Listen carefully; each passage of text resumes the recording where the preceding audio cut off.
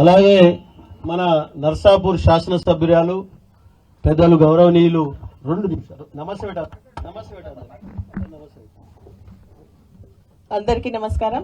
గౌరవనీయులు పెద్దలు మాజీ మంత్రివర్యులు మన అందరి అభిమాని స్ఫూర్తిదాయకుడైనటువంటి హరీష్ రావు గారికి, అదేవిధంగా మన పెద్దలు గౌరవనీయులు మన శాసనసభ్యులు మైపాల్రెడ్డి గారికి, అదేవిధంగా మన పార్లమెంట్ అభ్యర్థి పెద్దలు గౌరవనీయులైనటువంటి వెంకటరామరెడ్డి గారికి, అదేవిధంగా మాజీ ఎక్స్ఎమ్మెల్యే సత్యనారాయణ గారికి, అదేవిధంగా సభావేదిక పైనటువంటి పెద్దలందరికీ, ఇక్కడ విచ్చేసినటువంటి సోదరులకు సోదరిమణులకు మీ అందరికీ పేరు పెరిన నా హృదయపూర్వక నమస్కారాలు తెలియజేస్తూ, ఈ రోజు మన పటాన్చెరు నియోజకవర్గానికి సంబంధించి పార్లమెంట్ ఎన్నికల సన్నాహ సమావేశంలో ద్వారా భాగంగా మరి ఈ రోజు మన ప్రచార వెహికల్స్ ని ఇక్కడ నుంచి పూజ చేసి సిద్ధి వినాయకుడు అంటే మన అందరికీ తెలిసిందే.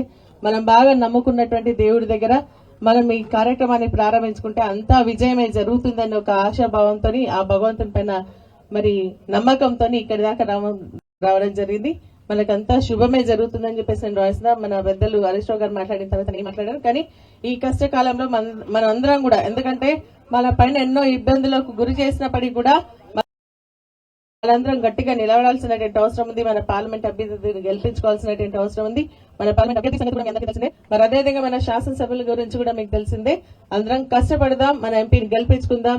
కేసీఆర్ గారికి మరి మన మెదక్ అంటే మరి మన బీఆర్ఎస్ జెండా, మన బీఆర్ఎస్ గడ్డ కాబట్టి దాన్ని మళ్లీ మనం పునరావృతం చేసుకుంటూ మన ఎంపీని గెలిపించుకుందామని చెప్పేసి సభాముఖంగా మీ అందరికీ తెలియజేస్తూ సెలవు తీసుకున్నా. జై హింద్, జై తెలంగాణ.